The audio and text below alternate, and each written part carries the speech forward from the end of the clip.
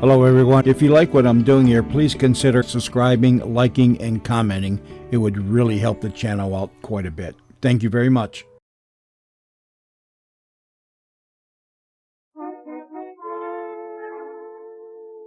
Murder Clinic. Stories of the world's great detectives. Men against murder.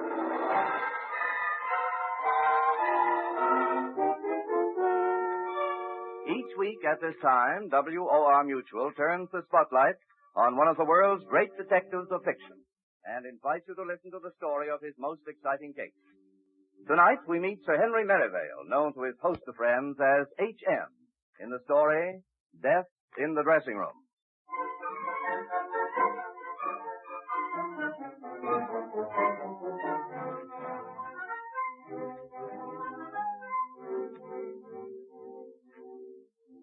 Good evening, H.M.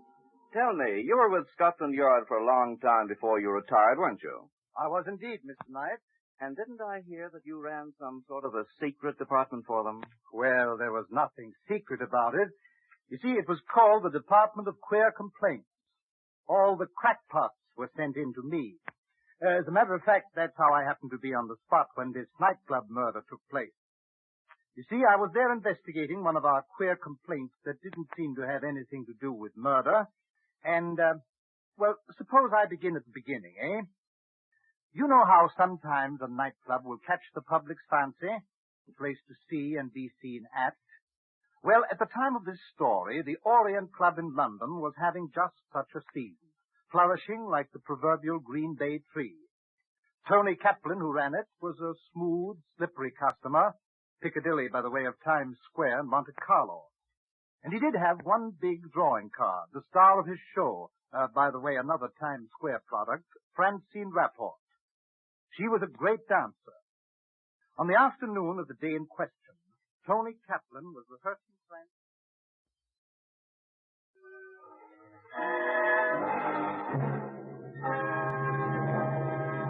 Francine, what's the matter with you? You're introducing this Javanese temple dance tonight. Come on, quit clowning and get with it, will you? Oh, let's cut it out, Tony. It's too corny. Standing in the middle of the floor, waving your arms around like snakes. That went out with the art. They'll eat it up. Listen, Francine, since when did you start masterminding your routine? You dance and leave the thinking to me. Oh, yes? Well, maybe I don't like the way you've been thinking lately, Tony. And maybe I don't like the way you've been acting either. Where were you last night after the show? Oh, nuts. Let's not go through that dialogue again. Put on another record. Well, don't get any big ideas under that patent leather hair of yours. I got plenty on you, Tony, and I might use it. If you make me, see? Yes, I see. Another thing I see is that I pay the orchestra to rehearse, not to referee a love match. Now, come on, let's try that ending again.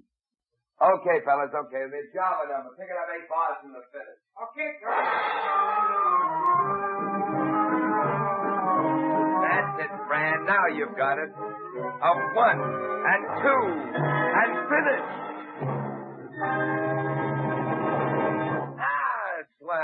Swell. See, I told you it'd be good. Okay, but I still think it's right from the silo. Now let's try it with that blue spotlight. Blue spotlight? Are you nuts, Tony? You know what blue does to me. Look, Fran, it's gotta be blue. This number's supposed to be mysterious, see? Oh. All the lights out and just that blue baby spot on you. Don't forget you're covered from head to foot with those jewels. You mean I'm covered from head to foot with that stinking oil? All right. I tell you, Tony, it gets all over me. When I finish, I feel like I've been in an oil well. So what? You can wash it off after the number. Well, it's the only thing that'll make those cheap sparklers gleam. Now quit beefing, Fran. This number will knock 'em dead. Well, I hope you know what you're doing. I always do, baby. Okay, boys, from the beginning now, please.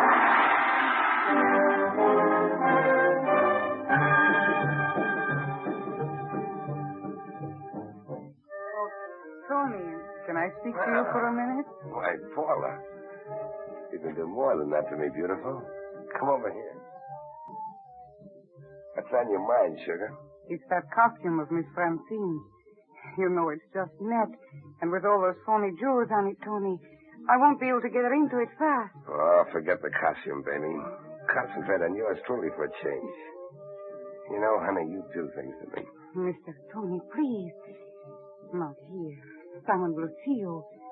Miss Francine, she's looking. I'll let her look. I'm crazy about you, baby. You know that, don't you?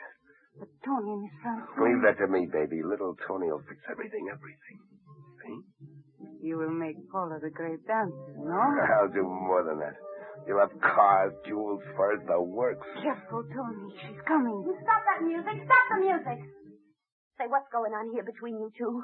Paula, I told you to stay in the dressing room and finish my costume, didn't I? Yes, ma'am. It was just that I wanted to ask Mr. Kaplan a question about it. Oh, yes? Well, ask me from now on. You've been asking Mr. Kaplan a lot of questions lately, and he's been giving you an awful lot of answers. Oh, come on, Fran. Can't a guy be polite to a nice little girl? Not when he works so hard at it. You lay off, do you hear? Next time I catch her hanging around you, little Paula won't live here anymore. All right. Now, if you'll take my advice, you'll put your other expression back on account of you got company. Don't look now. I think the white hope of the Forsyth fortune is headed this way. Monty? The kid himself, the heir to the Forsyth. I'm just about ready for the squeeze play. What do you think, Fran? Will the fish bite? If he won't, I will. Why, Monty, how sweet of you to drop in. Francine, I've got to see you now. I've got to talk to you. Why, of course, Monty. I'm sure Mr. Kaplan can hold up the rehearsal for a few minutes. Oh, why, certainly. Boys, suppose we run over that hula now. Let's go to my dressing room. It's cozier there.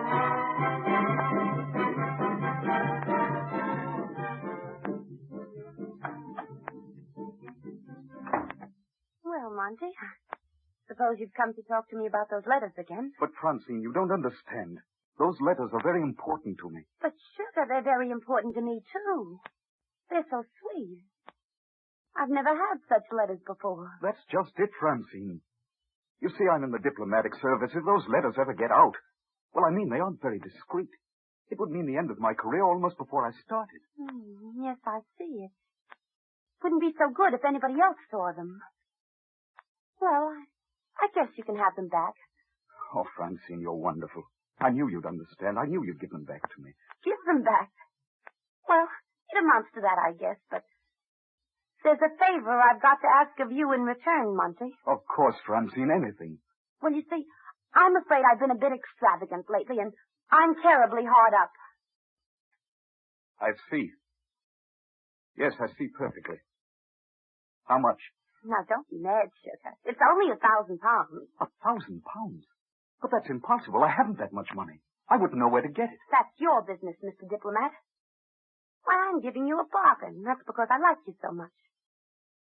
Why, just think what the Daily Comet would pay me for... All right, you win.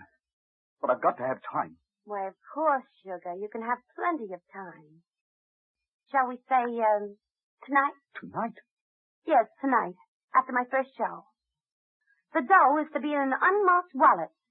And whoever brings it walks up to Tony Kaplan and says, I beg your pardon, you dropped your wallet. Kaplan? So he's in on it, too. I might have known. A pretty little game. Yes, we thought so, too, but now I'm tired of playing. So don't you forget. Bring that £1,000 tonight, or else. Make it after my first show, here at the Orient Club.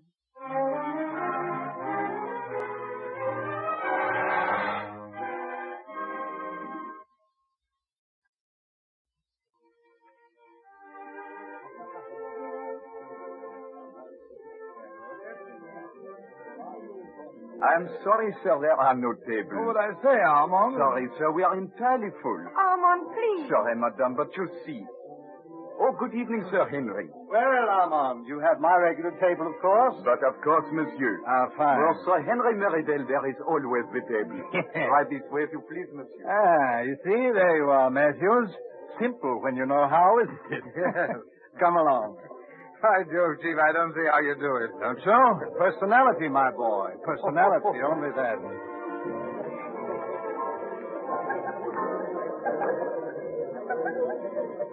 Here you are, Sir Henry. Table 16 as usual. Ah, very good, Armand. Thank you. Oh, here. Thank you, monsieur.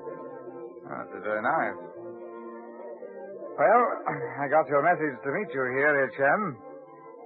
I must admit I don't know why we're here, sir. Are we, slumming? Why, not exactly. We're here, Matthews, because this club, the Orient, is run by two of the slickest crooks I'd ever had the pleasure of knowing. Really? Tony Kaplan and Francine Rapport. And because Scotland Yard has complaints about a new and highly ingenious racket they're presumably working. Pocket picking in the futurist manner. What? Oh, I'm afraid I don't understand, sir. Let me explain. You see, a guest here with a good many drinks inside him seldom remembers exactly how much money he has in his wallet. Now, if that wallet is lifted and deftly returned minus £3, say, or a fiver, he simply assumes he must have spent it. I see. The method is harmless and very nearly undetectable, but the takings each week must be enormous. Very ingenious. Yes, isn't it? I say, there's an interesting-looking girl. That one in white at the next table. What? Why, H.M. Eh? Oh, no, I don't mean aesthetically. In this case, I mean professionally. She's just dropped a man-sized wallet on the floor. She seemed very nervous when she picked it up again. I wonder... Man's wallet? What would she be doing with a man's wallet? I'm sure I don't know, but I mean to find out. Thank you, ladies and gentlemen. The floor show's about to start. Tonight, Francine offers for your approval for the first time a new dance. The Japanese Temple Dance.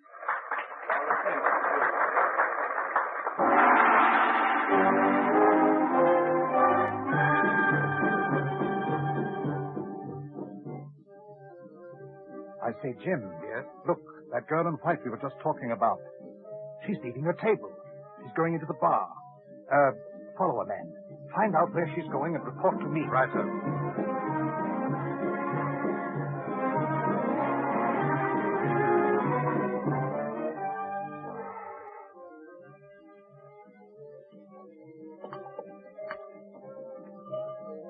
Say, bartender.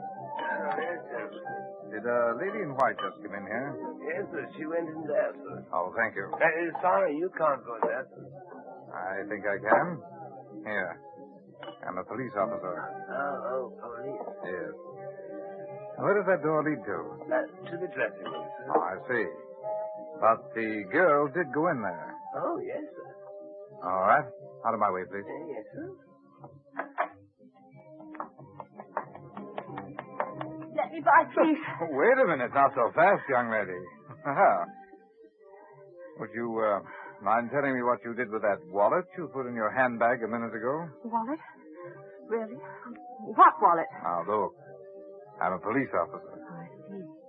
One of those persons who have a good time here and then arrest the management for selling drinks after hours. No, I have nothing to do with that. But would you mind explaining what you were doing with that wallet? I suppose I'll have to. I picked it up off the floor. Oh, picked it up. Yes, it's quite true. Not being able to appreciate the charms of Miss Francine Rapport, which evidently stagger you men so, I went to the bar during her dance. On the way, I picked up the wallet. Naturally, when the lights went up, I wanted to find the proper owner. Then why didn't you? Well, what do you think I'm doing here? Miss Rapport, I understand, is part owner here. I'm sorry if the proper procedure is to stand on the table and shout that you've found a wallet. I thought of taking it to Miss Rapport. Oh, I see. And did you give it to her? No, she isn't here. Evidently, she didn't come back here after her dance. Perhaps you'll be good enough to let me pass so I can take the wallet to Mr. Kaplan. Now, just a minute, please. Oh, right. You can come with me. No, let's say you come with me. We're going back to Francine's dressing room. No, I won't. Come with me, I said.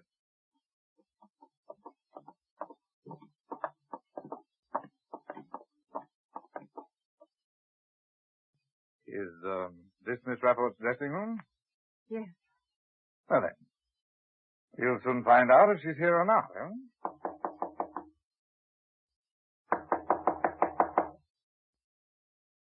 You see, I told her she wasn't here. Yes, so you did.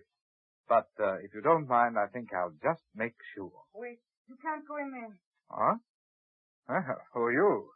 Paula, Miss Rapport's maid. Oh, then open the door. I'm a police officer, and I want to see her. But you can't. Come along. Very well. What? Oh, She's dead. I didn't do it. I swear I didn't do it. Murdered. Stabbed in the back with a pair of scissors. Let me out of here. Let me out of here. Stay where you are, both of you. And now, folks, the medley of dancing hits, beginning with the favorite of yesterday and today, Winfrey. Close that door, please. All right, now you. You told me your name is Paula. Miss Rapport's maid? Yes, sir. Were you here when Miss Rapport came back from her dance a few minutes ago? No. No, I was not. I can prove I was not. She met me at the end of the passageway. Gave me a message to take her to Mr. Kaplan to come back and see her. I went and told him. I was out there. Mr. Kaplan can tell you that. All right, now, all right. Steady. Paula, do you know where table 16 is? Yes, sir. All right, at table 16, you'll find a big, heavy-set man with a sandy, ruddy complexion. His name is Sir Henry Merivale. Ask him if he'll come in here right away, will you? But don't say a word about this to anyone else. Have you got that? Yes, sir. Can't I go now? Please, I can't stand looking at her there. I'm sorry. I'm afraid I'll have to ask you to remain where you are. See, this in our hand. Scrap of paper, huh? Evidently left when the murderer snatched the rest of it from her grasp. Got to see you. Ever your adoring Monty. Monty? Oh, you know him. No, I don't. But you knew she was dead. Why didn't you tell me? You must have known I saw you come out of this room. You think I'm insane. You'd only have thought what you're thinking now. But I didn't kill her. I came in here and I found her dead. All I wanted to do was to get away. I don't expect you to believe that. I probably wouldn't believe it myself if I were in your place. Then, what about that wallet? It's Tony Kaplan's wallet. You might as well know now. Oh, you stole it. No, I didn't steal it. He dropped it. He dropped? He dropped it, I tell you. You still got the wallet? Well, You better let me have it. here it is. Thank you. £1,000. What's going on here? Who are you? Steady, Kaplan. Don't touch anything. She's dead. Francine. Yes, Kaplan. We just... They got her. She was all I had. Who did it? Tell me. Who did it? Easy, I'll Kaplan. kill him. Who's that girl? I came What's she in doing here? here? Well, she told me she'd found your wallet. Yes, that's right. Now, Mr. Matthew, you can clear up one thing. I mean about that wallet. Mr. Kaplan can clear it up. I saw him drop it. He can tell you who I am, too. He can vouch for me. All right, Kaplan. What? Is this your wallet? What wallet? Where? What are you talking about? Does this wallet belong to you? Certainly not. Suppose you'll say that you don't know why I'm here either. Madam, I don't know what you're talking about. I only know that Francine is dead. Dead, do you understand? I love Francine. I come in here to find her stabbed with a pair of scissors. And all you people can do is babble about a wallet. Oh, I don't know who you are. I never saw you before in my life. Did you kill her? Did you? Did you? I've done a lot of things in my life. Judged by the number of police in my club tonight, they think I've done a lot more. But I couldn't have killed Francine. I never left that orchestra platform from the time Francine was dancing till just a moment ago. 50 people will testify to that. Once in my life, I'm in the clear when dirty work's been done. This kind of dirty work, this kind. What kind of dirty work, Tony? Who are you? Sir Henry. Oh, boy, Chief, am I glad to see you. Why, thank you, Jim. Hello, copper. Come to run us all in? No. Francine's maid told me. I've telephoned divisional headquarters about our unfortunate homicide here. They'll take charge. No, I really came to break up your newest and I think most ingenious racket. I don't get you.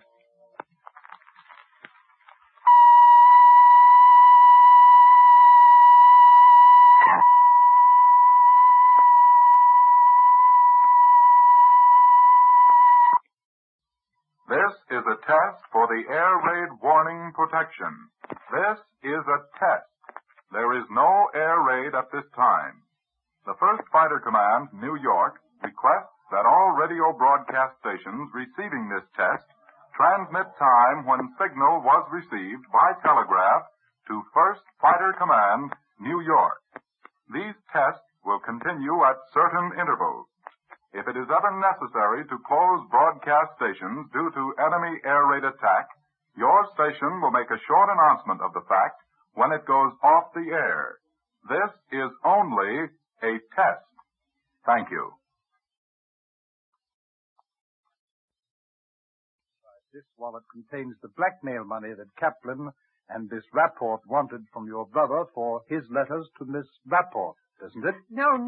Crazy. You were instructed to hand the money to Kaplan in public in the presence of witnesses in a wallet with a little speech.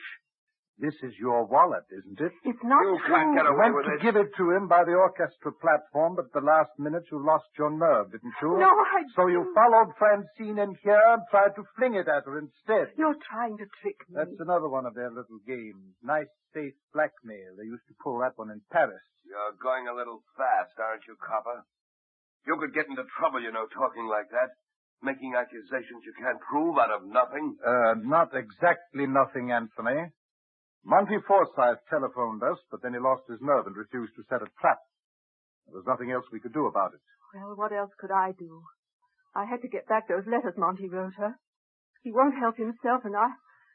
Okay, Miss Forsythe, I seem to have made a fool of myself. I'm sorry. That's all right, Mr. Matthews. You may not have caught a pickpocket, but how do you know you haven't caught a murderess? Look there at that piece of paper in Francine's hand.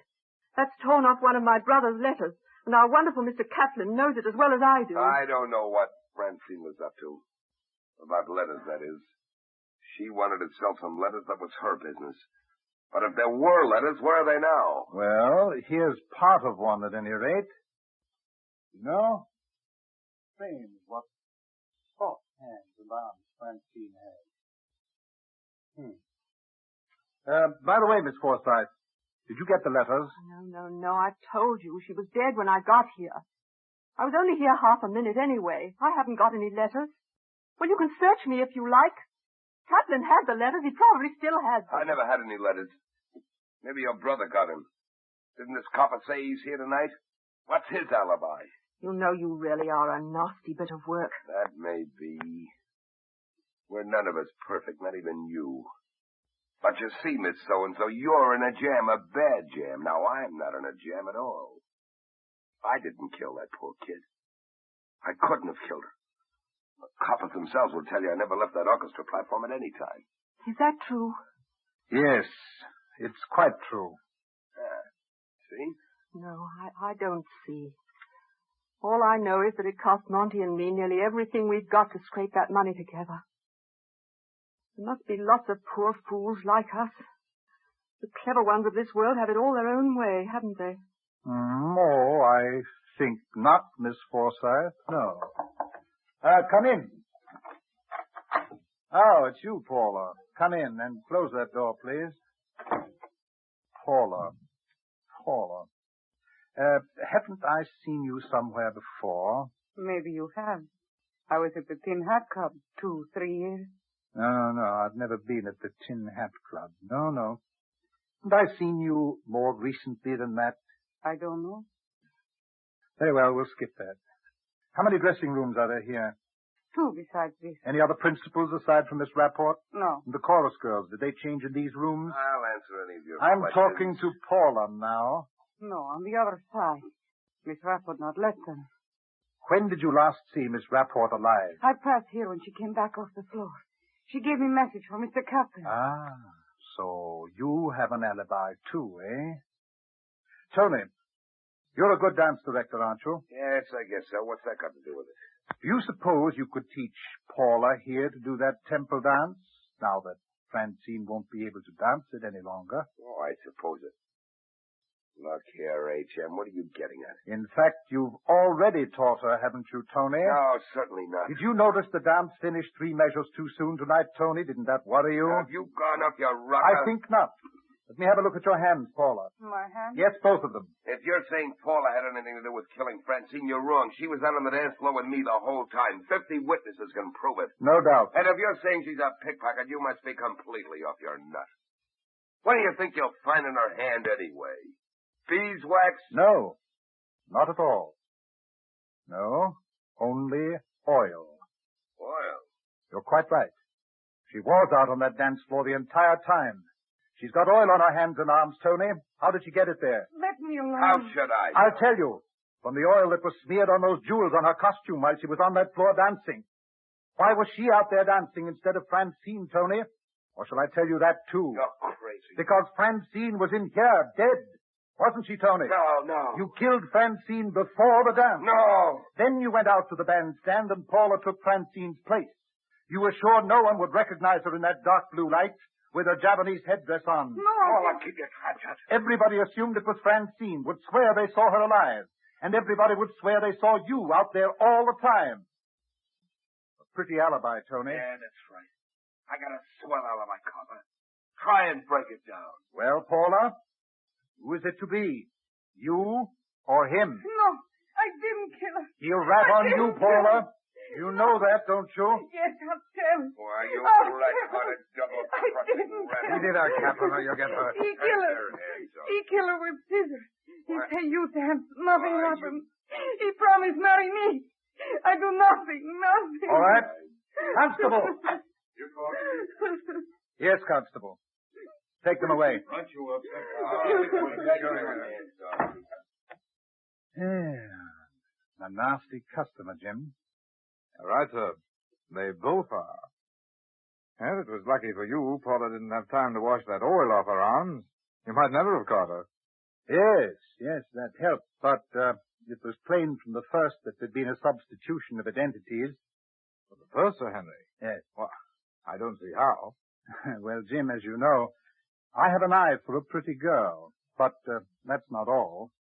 Whatever you might say about Francine Rapport, she was a magnificent dancer.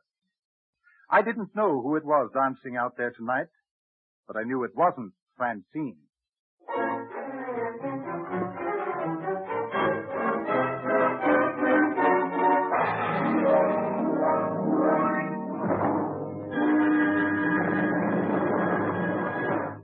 You have been listening to Murder Clinic.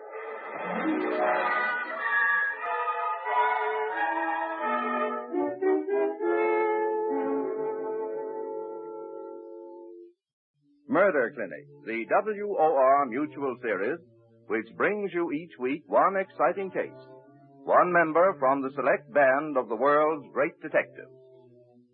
Next week, Murder Clinic will bring you one of the best-known and best-beloved figures in all crime fiction, Agatha Christie's Hercule Poirot, the man with the little gray cells. The story is The Tragedy at Marsden Manor, in which Poirot double-crosses a double-crosser.